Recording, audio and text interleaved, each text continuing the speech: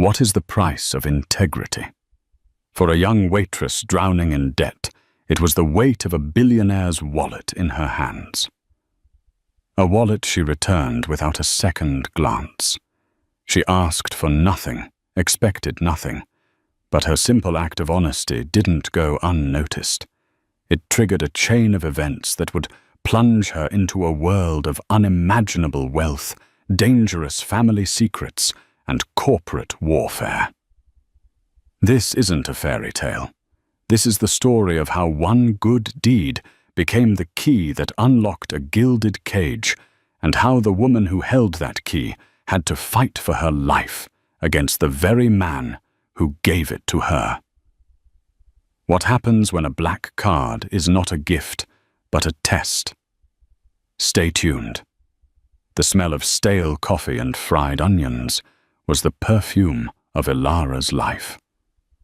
It clung to her cheap polyester uniform, settled in her hair, and lingered on her skin long after her shift ended at the daily grind. A diner that was anything but glamorous.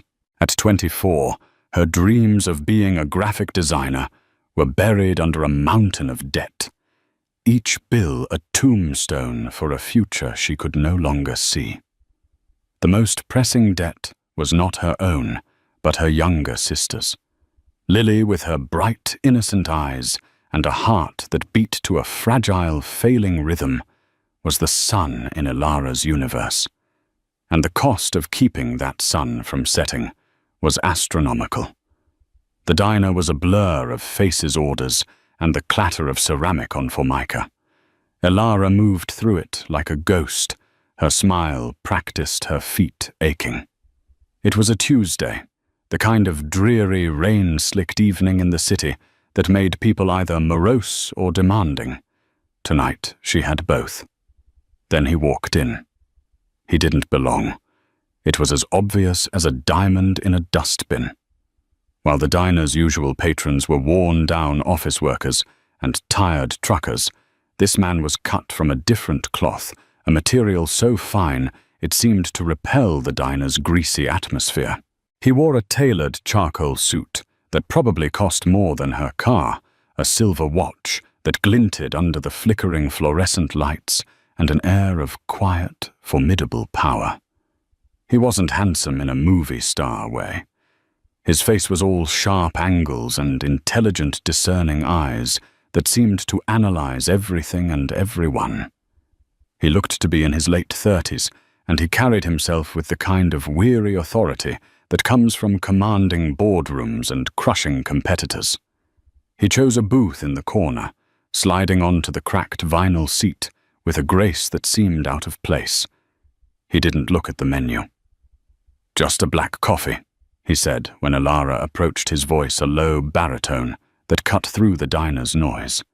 "Coming right up," she chirped, her customer service smile firmly in place. She brought him the coffee, her hand steady, despite the unnerving intensity of his gaze. He was on his phone, speaking in clipped, decisive tones. Words like acquisition, hostile, and liquidate floated over to her. He was a shark, and this little diner was his temporary, baffling tide pool. She refilled his cup twice, and each time he gave a curt, almost imperceptible nod of acknowledgement. After an hour, a sleek black car, a Bentley Mulsanne, pulled up outside its engine, a low, predatory purr. The man stood up, placing a crisp $100 bill on the table, a tip that was more than her wages for the entire day. Her heart leaped a brief, frantic flutter of relief. This would cover Lily's prescription refill. As he turned to leave, his phone buzzed again. Distracted, he answered it, his back to her. "Vance, what is it now? I told you to handle it." He strode out of the door, disappearing into the opulent interior of the Bentley. It was only then, as she went to clear the table, her eyes still fixed on the $100 bill, that she saw it. Lying partially under the table, almost hidden against the dark floor, was a wallet. It wasn't just any wallet. It was thick, made of rich, dark brown leather that was worn to a soft patina. It looked heavy. It looked important. Her breath caught. Her first instinct was to call out, to run after him. But the Bentley was already pulling away, merging silently into the city traffic. Her hand trembled as she picked it up. It was heavy, heavier than a wallet had any right to be. The leather was warm. Her co-worker, a jaded woman named Maria, sidled up to her. "What did Mr. Moneybags leave you?" Maria asked, eyeing the $100 bill. Then her eyes landed on the wallet in Ilara's hand. Her eyebrows shot up. "Whoa. Jackpot. Open it. I bet there's thousands in there." The thought was a venomous snake slithering into Ilara's mind. Thousands. What could she do with thousands? It wasn't just the prescription. It was the overdue consultation with the specialist at St. Jude's Medical Center. The one they said was Lily's best hope. It was the rent that was 2 weeks late. It was the suffocating pressure on her chest finally easing. Her thumb brushed against the clasp. It would be so easy, just a peek. No one would know. He was gone. A man with a Bentley and a $100 tip probably wouldn't even miss the cash. He could cancel the cards. She could feel Maria's expectant gaze on her. She saw the desperation reflected in her co-worker's eyes, a mirror of her own. This was the moment. The crossroads. The choice between who she was and who her circumstances were forcing her to be. She thought of Lily. She thought of her sister's trusting smile, of the stories she would read to her at night about brave knights and honorable queens. What kind of story was this? The one where the heroine steals to save the day? No. With a resolve that surprised even herself, she snapped the wallet shut in her palm. "I can't," she said, her voice quiet but firm. Maria scoffed. "Are you crazy, Ilara? That's a winning lottery ticket. He's probably some tech billionaire from California. He won't even notice." "I'd notice," Ilara replied, more to herself than to Maria. "I have to try and return it." She looked inside only for a driver's license. The name on it was stark and simple, Julian Croft. The address was on the Upper East Side, in a building so prestigious she'd only ever seen it in magazines. There was a single business card tucked behind the license. It just said Croft Holdings, with a phone number. No title. He didn't need one. Ignoring Maria's protests, Ilara slipped the wallet into her apron pocket. The weight of it felt like a moral anchor.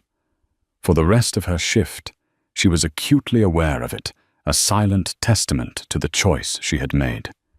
She didn't look at the cash. She didn't peek at the cards.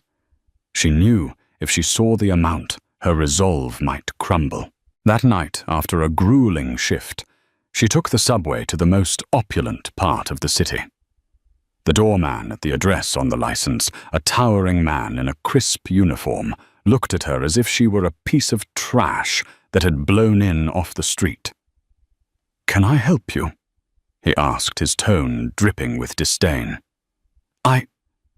I need to see Mr. Julian Croft," she stammered, holding up the wallet. "He dropped this. I found it." The doorman's expression shifted slightly from contempt to professional caution. He took the wallet from her as if handling a contaminated object. "I see. Mr. Croft is not in, but I will ensure he receives this immediately. Thank you for your trouble." It was a dismissal. He didn't ask for her name or number. She was an anonymous, inconvenient Good Samaritan. As she turned and walked away from the gleaming marble lobby, a wave of foolishness washed over her. Maria was right. She was crazy. She had held the solution to her problems in her hand and had given it away for nothing. Not even a thank you. She went home to her tiny, cramped apartment.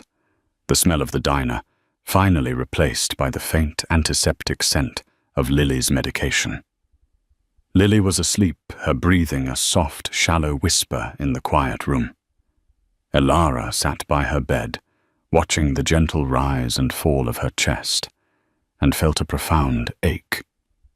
She had done the right thing, but the right thing felt cold and empty. The next morning, she was late for her shift. She had overslept a deep, exhausted sleep, filled with anxious dreams of falling wallets and ringing cash registers. Rushing out of her apartment, she nearly tripped on something just outside her door. It was a small, sleek black envelope. There was no name, no stamp. It had been slipped under the door, her heart hammered against her ribs. With trembling fingers, she tore it open. Inside there was no letter, no explanation, just a single, impossibly elegant piece of plastic. It was matte, black, heavy, and cool to the touch. The name Julian Croft was embossed in subtle silver lettering. In the corner was the understated iconic logo of the American Express Centurion card. The black card. A card with no set spending limit, available by invitation only to the world's wealthiest individuals. A myth, a legend. And it was lying in her hand. Tucked beside it was a tiny folded piece of paper. She unfolded it. 5 words were written in sharp, decisive handwriting. For your honesty. A better investment. Elara stared at the card, then at her own shabby apartment door, then back at the card. This wasn't a thank you. This wasn't a reward. This felt like a test, a puzzle, or a trap. The $100 tip had felt like a blessing. This felt like a burden.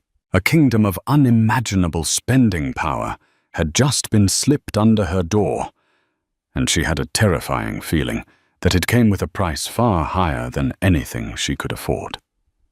The black card lay on Elara's small, wobbly kitchen table like a piece of polished night sky.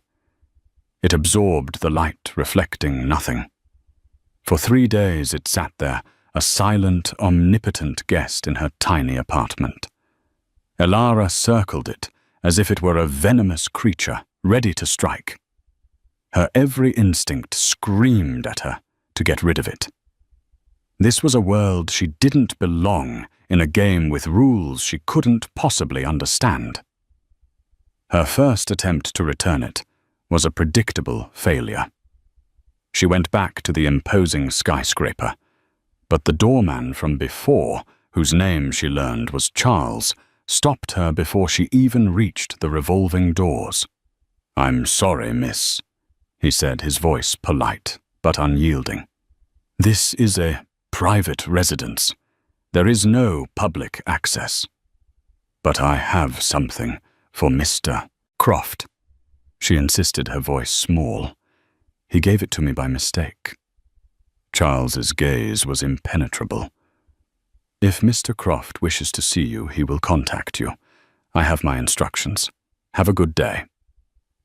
She was dismissed again, just as easily, just as thoroughly. She tried the business number next, her hands clammy as she dialed. She was routed through an automated system that was a labyrinth of corporate departments. When she finally reached a human, a crisp-voiced executive assistant, her request to speak to Julian Croft was met with a polite but firm wall. "And what is this in reference to?" The assistant asked, her tone implying that no reason Elara could provide would be sufficient. "It's a personal matter," Elara faltered. "Mr. Croft's personal matters are handled by his personal staff. To whom did you wish to be directed?" She didn't have a name. She didn't have a department. She had a black card and a 5-word note. She hung up, her face burning with frustration and shame. It was clear the card was not a mistake. It was a one-way gift. He had given it to her, but he had made himself utterly inaccessible. The power was hers to use, but the responsibility was hers alone. So the card sat, a dark promise, a temptation she fought every hour. She went to work, smiled at customers, cleaned up spills, and tried to forget that in her wallet, nestled between her library card and a $5 bill, was the financial equivalent of a nuclear weapon. Then on a Friday night, the fragile piece of her life shattered. She came home to find Lily pale and breathless, her hand pressed against her chest. A series of harsh, ragged coughs shook her small frame, and Alara's blood ran cold. The local clinic doctor, a kind but perpetually overworked man named Dr. Evans, had warned her this might happen. Lily's condition, a congenital heart defect, was entering a more aggressive phase. A frantic call to the 24-hour nursing hotline, a terrifying rush in a taxi to the St. Jude's emergency room, and hours in a sterile white waiting room followed. Finally, a cardiologist with tired eyes and a grim expression, Dr. Anya Sharma, sat down with her. "Her pulmonary hypertension is worsening." Dr. Sharma said, her voice gentle but direct. "The medication regimen we have her on is no longer enough. We need to run a series of advanced imaging tests, a cardiac MRI, a right heart catheterization, to see if she's a candidate for a new experimental treatment. It's her best option, Alara. Frankly, at this point, it may be her only option." Alara's world tilted on its axis. "Okay," she whispered, her throat tight. "Okay, let's do it. Whatever it takes." Dr. Sharma gave her a sympathetic look. "I've put the orders in. You'll need to speak with hospital administration to handle the financial pre-authorization. These tests are extensive." Extensive was a clinical, bloodless word for what came next. In the sterile, soulless office of hospital billing, a woman with severe glasses and a practiced air of indifference printed a cost estimate. She slid it across the desk without looking up. Alara picked it up. The number at the bottom made her physically recoil. $38,500. It wasn't a bill. It was a death sentence. It was a figure so impossibly large, it might as well have been written in a foreign language. Her insurance, a flimsy plan from the diner, would cover a pittance. The rest was on her. "We require a deposit of 50% to schedule the procedures," the administrator said, finally looking up from her computer, her eyes devoid of pity. Alara felt the air leave her lungs. $38,000. She didn't have $38 to spare. The room began to swim. She saw Lily's face, pale and trusting. She saw a future without her, a bleak, silent abyss. And then she saw the black card. It wasn't a conscious thought. It was a desperate, primal instinct. It was in her wallet, a solution, a terrible, monstrous, beautiful solution. Her heart hammered against her ribs, a frantic, painful drumbeat. The words on the note flashed in her mind. A better investment. Was this what he meant? Was this the test to see if she would use his unfathomable wealth to save a life? Or was she about to step into a trap of his making? She looked at the administrator's impassive face. She thought of Lily struggling to breathe in a hospital room upstairs. Her integrity, the pride she had felt in that moment in the diner, now felt like a foolish, selfish luxury. What was her honor worth if her sister died? With a hand that shook so violently she could barely grasp her wallet, she pulled out the card. It looked alien on the worn linoleum counter. I'll pay the whole thing," she heard herself say, her voice a reedy whisper. The administrator's eyes flickered to the card, and for the first time her professional indifference cracked. She took in the matte black finish, the silver name. Her eyebrows climbed her forehead. Without a word, she took the card and ran it through the machine. The silence in the room was deafening. Elara held her breath, expecting alarms to blare for security to descend and haul her away as a fraud. She felt like a thief, an imposter of the highest order. Then a quiet beep, a green light, approved. The administrator slid the card back to her, her movements now slow and deferential. Her entire demeanor had changed. The cold, bureaucratic drone was replaced by a woman who was suddenly eager to please. "Everything is in order, Ms." She squinted at the card. "My apologies. Everything is taken care of. Dr. Sharma will be notified immediately to proceed. We've scheduled the MRI for tomorrow morning. Is there anything else at all I can get for you?" "A coffee water." Elara could only shake her head, her mind reeling.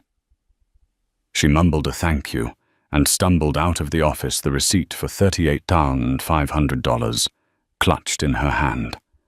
She hadn't just paid a bill. She had crossed a line.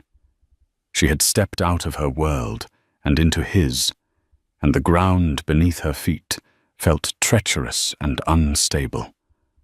The relief that flooded her was mingled with a cold, terrifying dread. She had saved Lily for now, but she felt she had just sold something invaluable in return. High above the city in a steel and glass tower that bore his family's name, Julian Croft was not thinking about a waitress or a wallet. He was at war. His desk was covered in financial projections and legal documents.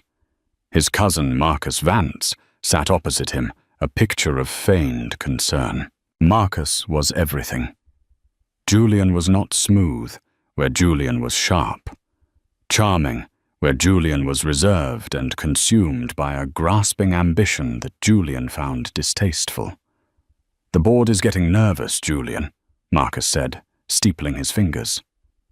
"This takeover of Sterling Gould is aggressive. If it fails—" "It won't fail," Julian said, his eyes not leaving the document he was reading. Just then, his private phone, the one on his desk reserved for the most secure alerts, chimed softly. He glanced at the screen. It was an alert from Amex's Centurion service, a protocol he'd set up for any unusual activity on his accounts. Account Julian Croft, supplementary card. 002 transaction. 38,500 souls. Vendor St. Jude's Medical Center. Billing debt. Alert first-time use of supplementary card. Julian frowned. Supplementary card 002. He had only one supplementary card holder, his mother, and she was on a cruise in the Mediterranean. He zoomed in on the details. He had created that supplementary account 3 days ago. A ghost account linked to the card he'd had couriered to a small apartment in a decidedly unglamorous part of the city. He had expected her to use it. Perhaps for food, for rent. Something small, logical.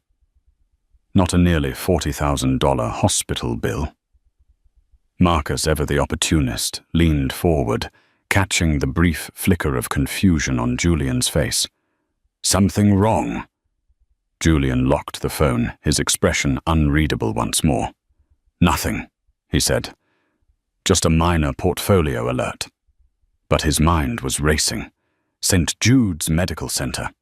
He made a mental note to have his head of security, a discreet and ruthlessly efficient man named Arthur, look into it. Who was the patient? What was the charge for? He had given the girl a key, an investment in her character. He hadn't expected her to immediately try and drain the treasury. Or had he misjudged her completely? Was her honesty just a more clever long-term play for his money? The thought left a sour taste in his mouth. Marcus watched him, a slow, predatory smile touching his lips as soon as Julian looked away. He had seen the name on the screen. St. Jude's. He had already been suspicious of Julian's strange visit to a run-down diner and the subsequent highly classified instructions to his security team. A little digging had already given him a name, Elara. Now this. A waitress, a hospital, a secret credit card. Marcus Vance didn't see a minor portfolio alert. He saw a weapon, and he knew exactly how he was going to use it to bring his formidable cousin to his knees. Hope Elara discovered was a substance far more terrifying than despair. Despair was a familiar weight, a constant companion she knew how to carry. Hope was a fragile, fluttering bird she was terrified of crushing.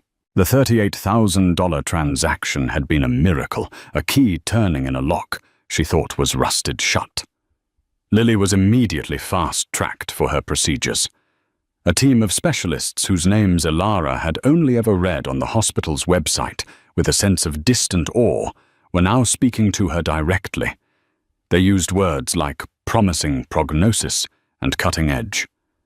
For the first time in years, the future was not a black wall, but a hazy, sunlit path.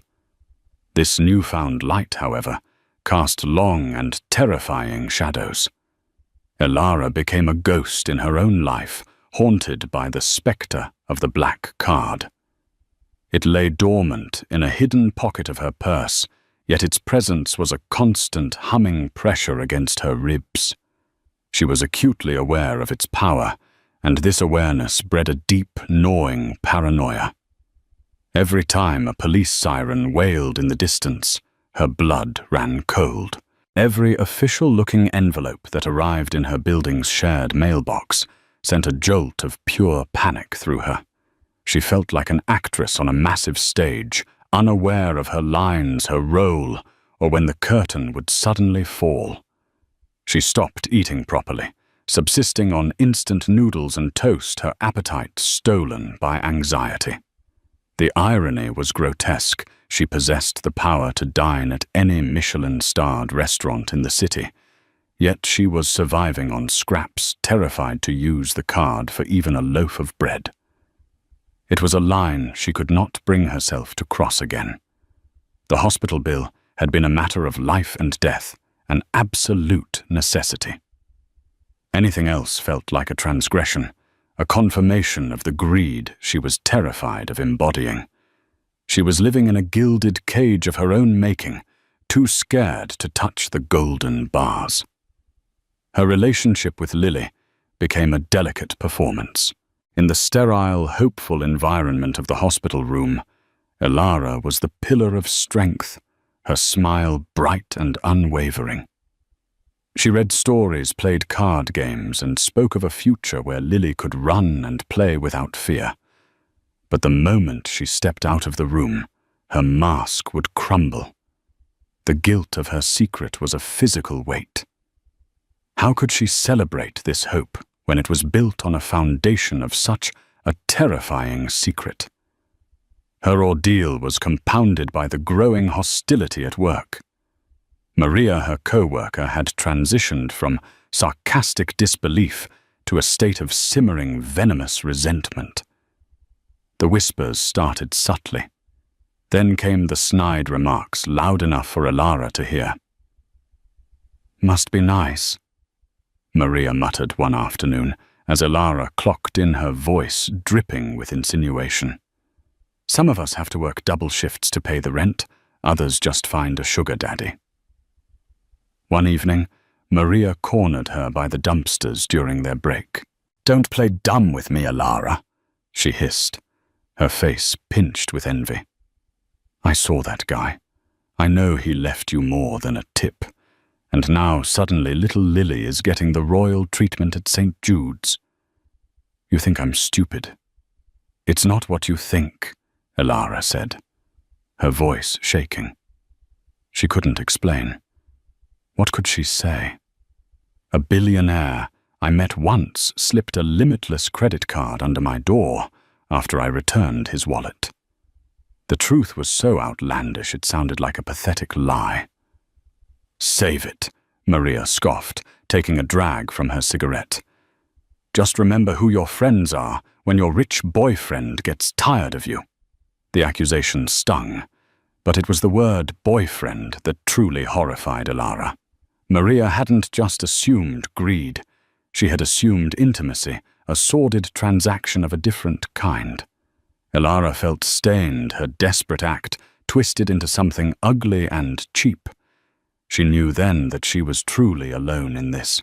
Meanwhile, miles away in the sterile, air-conditioned world of corporate power, two vastly different investigations into her life were running in parallel, both set in motion by the same $38,500 transaction. The first was conducted by Arthur Vance Julian Crofts, inscrutable head of security. Arthur was a man who moved through the world with quiet efficiency, a ghost in the machine of Croft Holdings. He was ex-MI6, and his approach was one of surgical precision, stripping away narrative and emotion to find the bare, unvarnished facts. On Julian's terse command, "Find out everything about this charge about her." Arthur began his work. He didn't hire clumsy private eyes. He used proprietary data mining algorithms and his own high-level access to weave together the tapestry of Elara's life. He saw the mountain of debt, the years of struggling to keep up with Lily's escalating medical costs. He saw her spotless employment record, her lack of any criminal history, the humble digital footprint of a person with nothing to hide. It was a portrait of quiet desperation, not cunning ambition. The key, Arthur knew, would be the point of origin. He discreetly acquired the complete security footage from the daily grind, from the night in question. In his sound-proofed office, he watched the scene unfold on a large monitor. He saw Julian distracted and powerful. He saw the wallet drop.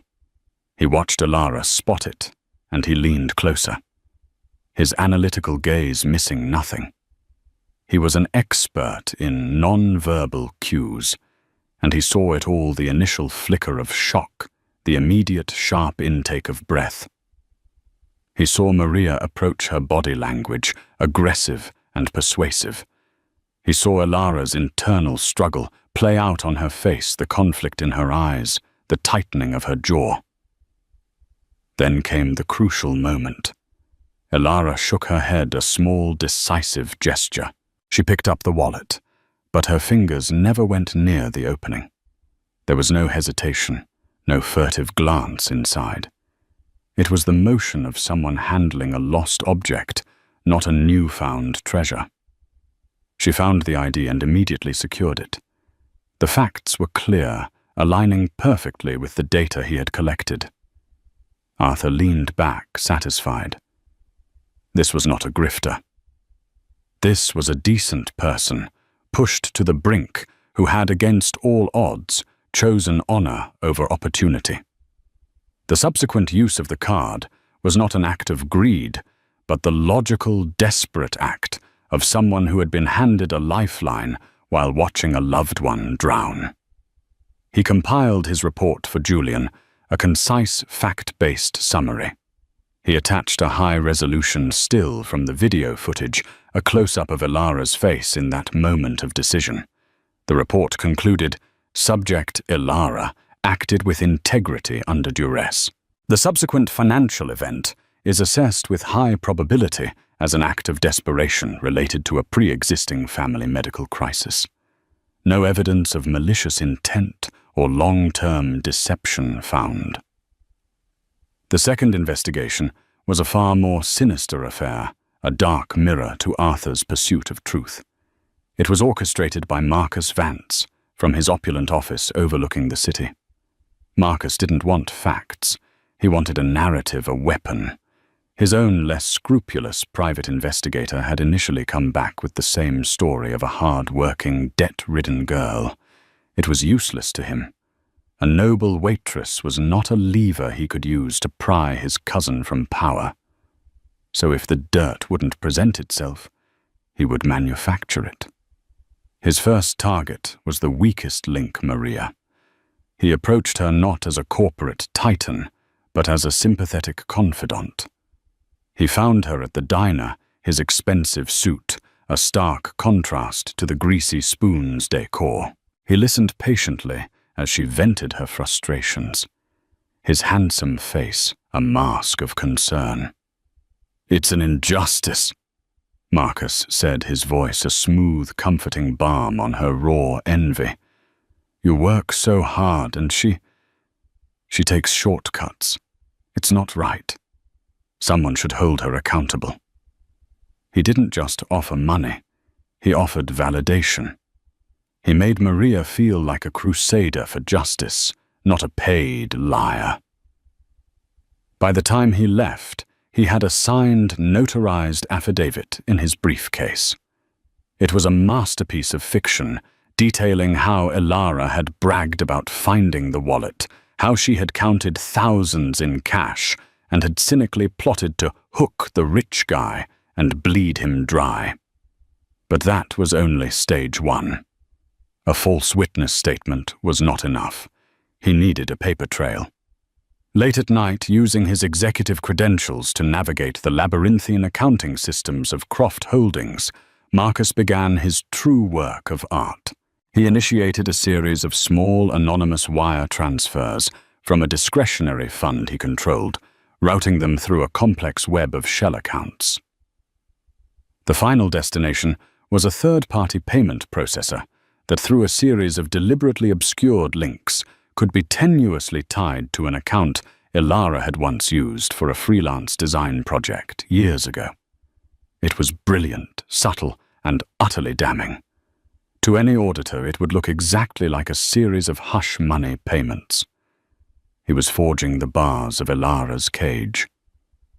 Julian Croft stood before the floor-to-ceiling window of his penthouse office, the glittering city spread beneath him. Arthur's report lay open on his desk. He stared at the photograph of Elara's face, her expression a mixture of fear and resolve. It was the face of a person at a precipice, choosing the harder path. He felt a profound sense of annoyance. His little experiment, his investment, had been designed to confirm his bleak worldview, that everyone had a price, that integrity was a luxury few could afford. He had expected her to buy something frivolous to expose a crack in her character. He had wanted to be proven right. Instead, she had used his limitless power for something selfless, something essential. It was an outcome his cynical calculus had not accounted for, and it disturbed him. It suggested a variable he hadn't considered. It suggested he might have been wrong. Driven by a compulsion he refused to analyze, he decided he had to see her again to measure the person against the data. His visit to the diner was an impulse. When he walked in, the place fell silent. Elara, wiping down the counter, froze. The color drained from her face, and she looked at him with the terrified eyes of a cornered animal. He had come here for answers, but he saw now that his very presence was an accusation. He sat at the counter, the space between them crackling. "I heard about your sister," he said, his attempt at subtlety failing completely. Her head snapped up, pure panic in her eyes.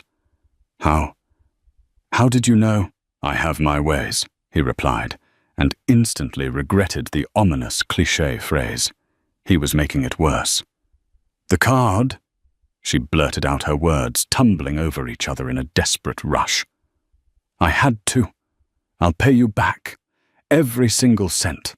I'll get a second job, a third. I'll work for the rest of my life. She needed," he saw it then, the raw, unvarnished truth, the sheer absurd earnestness of her promise to repay an unpayable debt. It was the final irrefutable piece of data. Arthur was right. He had thrown a grenade into this woman's life for his own amusement, and she had used its blast to shield someone she loved. The thought left a sour, unfamiliar taste in his mouth. Shame. "You don't have to pay me back," he said, his voice firmer than he intended. He stood up, left a 50 on the counter, and walked out. His mind a chaotic whirl of conflicting thoughts. Across the street, sitting in a parked car, a man with a long-lens camera took a series of rapid-fire photos. He texted his employer. Target made contact. Photos attached. Marcus Vance looked at the images on his phone. Julian Croft, the billionaire recluse in a grimy diner, speaking intently with a young waitress. This was it. This was the master stroke. His narrative was no longer about a simple extortion plot. It was now a story of a compromised CEO, his judgment dangerously clouded by an illicit, inappropriate affair with a common waitress, putting the entire Sterling Gould acquisition and the future of the company at risk. It was better, juicier, and far more likely to sway a board of conservative, risk-averse directors. His trap had been meticulously constructed. The false testimony, the forged financial trail, and now the photographic proof of a clandestine meeting. He picked up his secure line and dialed the lead director. "Helen," he said, his voice grave and laden with faux concern. "We have a problem. A grave one concerning Julian's fitness to lead. I'm calling an emergency board meeting. For the good of the company, you all need to be there." The trap was set, and tomorrow morning he would not only destroy his cousin, he would ensure that the innocent woman at the center of it all would be remembered as the siren who lured a titan to his doom. The morning air in the hospital was thick with the scent of antiseptic and a quiet, humming dread. For Ilara, sitting on a hard plastic chair beside Lily's bed, it was the calm at the center of her own personal hurricane. Outside this small, sterile room, the world was a chaotic storm of debt secrets and the terrifying enigma of Julian Croft. But in here, there was only Lily, her sister, looking impossibly small in a pale blue hospital gown, was asleep, her breathing soft and even, thanks to the preparatory medication. Today was the day. The procedure that the Black Card had purchased was hours away, a nexus point where all their hopes and fears converged. Ilara watched the gentle rise and fall of Lily's chest, her heart aching with a love so fierce it was almost painful. This was the only thing that mattered. She gently pushed a stray strand of hair from Lily's forehead, her touch feather light. She had spent the night in this uncomfortable chair, refusing to leave, wanting to be the first thing Lily saw when she woke up.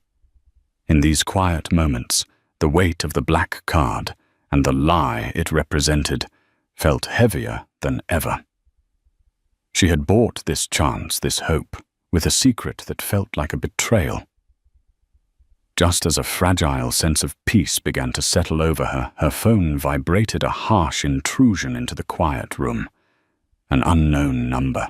Her first instinct was to silence it, to let the outside world remain outside. But a prickle of unease, a cold premonition, made her answer. "Hello?" she whispered, her voice hoarse. "Ms. Ilara." The voice was calm, deep, and unnervingly familiar. "My name is Arthur Vance. I am Mr. Croft's head of security. I apologize for the intrusion, particularly on a day like today. But I am afraid this is a matter of extreme and time-sensitive urgency." Panic, cold and immediate, seized her. Arthur.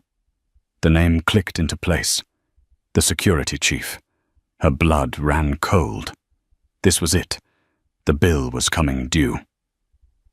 "What is it? What's wrong? Mr. Croft is under attack." Arthur stated, his voice devoid of drama, but laced with an undeniable gravity. "His position is being challenged in an emergency board meeting that is already underway. The challenge is predicated entirely on a false narrative constructed around you. Elara's mind struggled to process the words. Board meeting false narrative. Me, I don't understand. What does that have to do with me? Everything, I'm afraid, Arthur said patiently. His cousin Marcus Vance is using your sister's hospital bill and a series of fabricated evidences to paint a picture of extortion and corporate malfeasance. He is trying to remove Mr. Croft from his own company. The only way to counter a lie of this magnitude is with the truth, your truth. Mr. Croft needs your help. There is a car waiting for you at the hospital's main entrance. We must leave now. The room began to spin. Leave now. No! She gasped, her knuckles white as she gripped the phone. I can't. My sister, her procedure is in a few hours. I have to be here when she wakes up. I promised. There was a pause on the other end of the line. When Arthur spoke again, his voice was softer, yet more insistent. Ms. Elara, I understand. But please, you must believe me when I tell you that the future of your sister's care is directly linked to the outcome of this meeting. Marcus Vance is a ruthless man. If he succeeds, he will control the Croft Foundation. He will cut off all funding and undo everything Mr. Croft has put in place. The help your sister is receiving will vanish. Everything is at stake. Just then a friendly nurse entered the room. We're ready to take Lily down for prep now, Elara. You can walk with us. Lily's eyes fluttered open, drowsy but lucid enough to see the panic on her sister's face. Elara, is everything okay? Elara felt as if she was being torn in two. Looking at Lily's trusting face, then thinking of Arthur's terrifying words, she knew she had no choice. She had started this, however, unwittingly. She had to see it through. She forced a smile that felt like cracking glass, leaning down to kiss Lily's forehead. Everything is going to be perfect, she whispered, her voice thick with unshed tears. You be brave for me.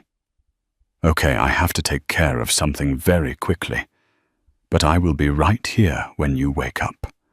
I swear it.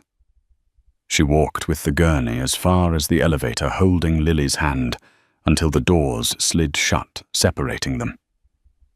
The promise she had just made echoed in her ears, a prayer and a vow.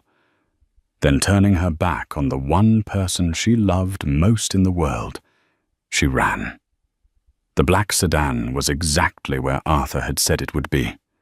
The moment she slipped inside, it pulled smoothly into traffic. Arthur sat in the passenger seat, turning to face her. In the daylight, he was an imposing figure, his face sharp and intelligent, his eyes missing nothing. What is happening exactly? She asked, her voice trembling. Corporate warfare, Arthur said simply. He handed her a tablet. You need to see what you are walking into. On the screen was a scanned document, the affidavit signed by Maria. Elara read it, her blood turning to ice. The lies were breathtaking in their audacity, tales of her bragging, counting cash, cynically plotting. This is all lies. Maria made this up. I know, Arthur said calmly. He swiped the screen.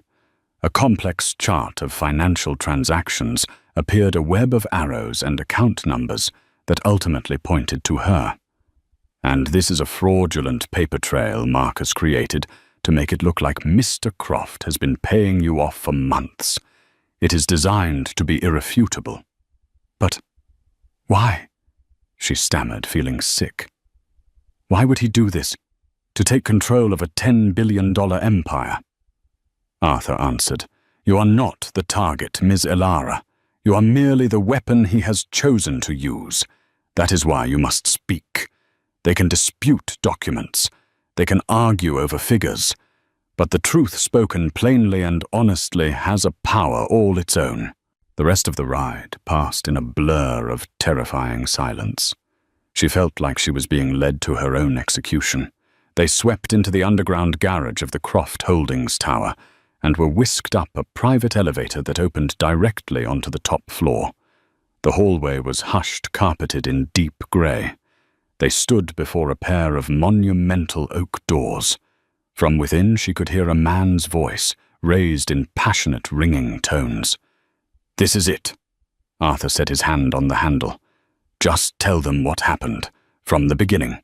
Hold nothing back." He pushed the doors open. The boardroom was a theatre of power. 20 feet of polished mahogany stretched across the room, surrounded by 12 grim-faced men and women who collectively controlled a significant portion of the city's wealth. Sunlight streamed through the floor-to-ceiling windows, illuminating the dust motes dancing in the tense air. At the far end of the table, Julian Croft sat alone, a statue carved from ice. His face was a mask of cold fury. His hands steepled before him. He was completely isolated. At the other end, Marcus Vance was in his element, pacing, performing, his voice filled with a perfect blend of outrage and concern. "A pattern of reckless endangerment to this company's reputation," Marcus boomed, pointing to a projection of his forged financial web. "This waitress, this Elara, is not some charity case. She is a predator. She has sunk her claws into him, and in his compromised state, Julian has been placating her with company funds, jeopardizing the Sterling Gould acquisition and everything we have worked for. He is a liability. I ask for a vote of no confidence. I ask you to protect this company from the man who is supposed to be leading it." The board members murmured, their faces a mixture of doubt and disappointment. Helen, the lead director, a formidable woman in her 60s, looked at Julian with cold appraisal. The poison was working. It was into this charged atmosphere that Elara stepped. The moment the doors opened, every sound in the room ceased. Every head turned. Marcus froze mid-sentence, his mouth agape. His shock was instantly replaced by a flash of triumphant, predatory glee. She had walked right into his trap. Her presence here would be seen as the ultimate proof of Julian's recklessness. Julian's eyes met Elara's across the vast expanse of the room. For a fraction of a second, his mask of composure cracked, and he gave her a single, almost imperceptible nod. It was all the encouragement she needed. Then he rose slowly to his feet, drawing the attention of the entire room. "Marcus," Julian said, his voice a low, resonant baritone that cut through the silence. "You have presented a compelling narrative, a work of fiction worthy of a prize." He looked at the board. "Now I suggest we deal in facts." He turned his gaze to Elara. "Ms. Elara, I apologize for bringing you into this arena, but these people have listened to the lies. Now I would ask them to listen to the truth. Would you please tell them what happened?" The weight of 12 pairs of powerful, analytical eyes fell upon her.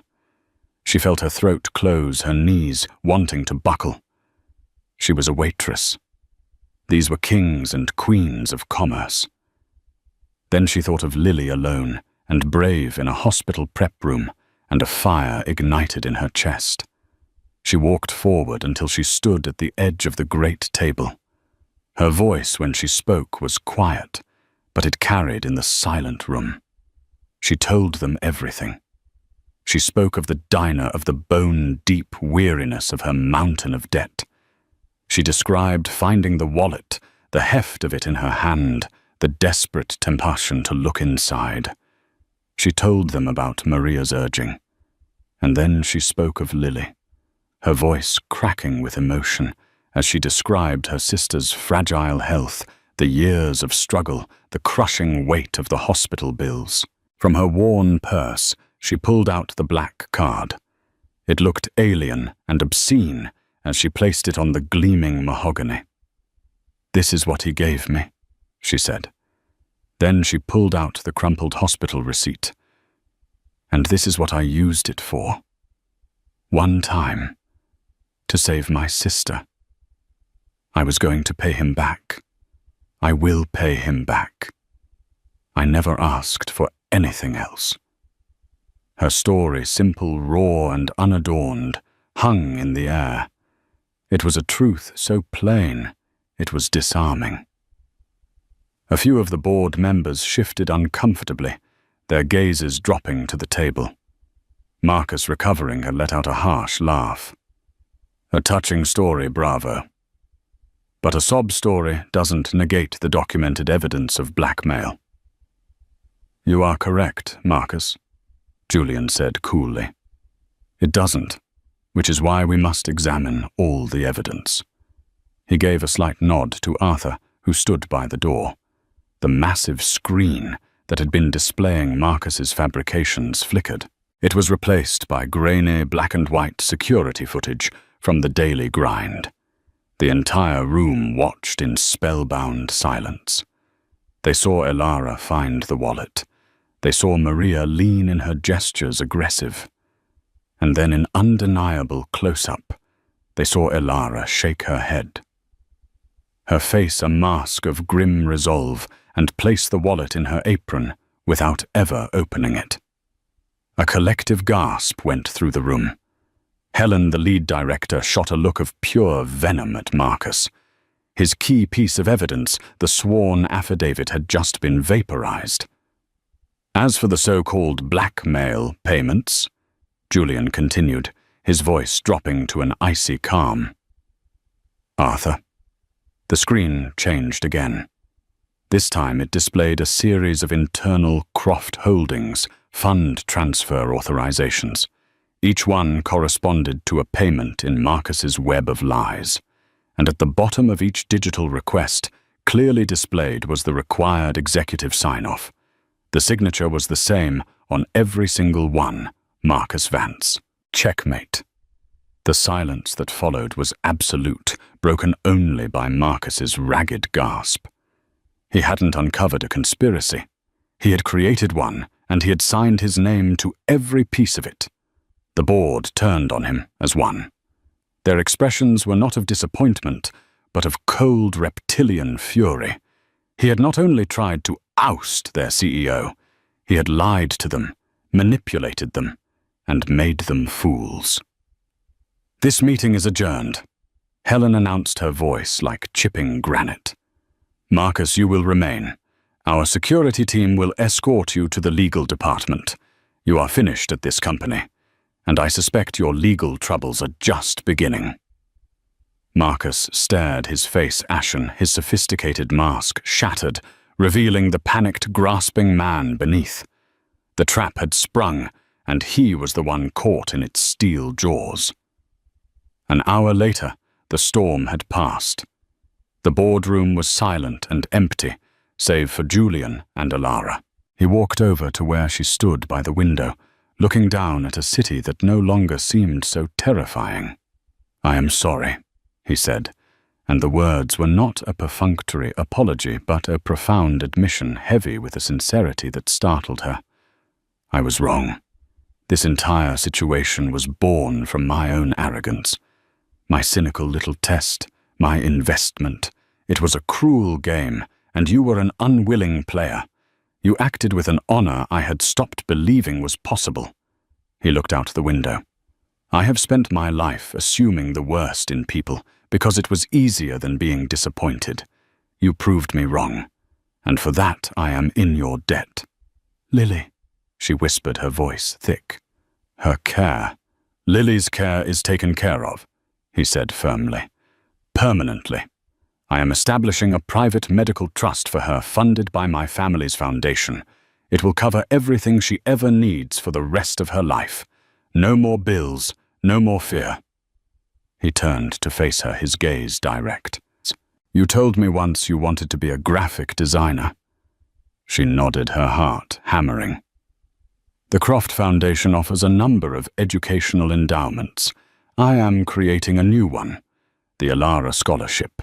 Full tuition and living expenses to the best design school in the country. It comes with a paid internship at my company's marketing division, waiting for you whenever you are ready." Tears streamed down Elara's face, but for the first time they were not tears of fear or sadness. They were tears of overwhelming relief. "This isn't a gift, Elara," he said, his voice softer than she had ever heard it. "It's not a reward. It's an investment. A real one this time. Not in a cynical game, but in a person of integrity. A person I am proud to know." Looking at him, she saw not the terrifying billionaire or the cold corporate titan, but a man who had, in his own way, been as trapped in a gilded cage as she was. And in that moment she realized they had both in their own ways been set free. In the end, the greatest reward for Elara's integrity wasn't the money or the power that came with it. It was the opportunity she earned, the chance to build the life she'd always dreamed of, a life free from the desperation that had nearly consumed her. Her story is a powerful reminder that character is not defined by what we do when we have everything, but by the choices we make when we have nothing. It shows that even in a world that seems cold and cynical, a single act of honesty can echo in unexpected ways, clearing a path not to unearned riches, but to something far more valuable, a future you deserve. If Elara's journey from a grimy diner to the heights of her own potential resonated with you, please take a moment to support our channel. Hit that like button to let us know you enjoyed it. Share this story with someone who might need a reminder that good deeds matter, and most importantly, subscribe and turn on notifications so you don't miss our next real-life drama. Thank you for watching.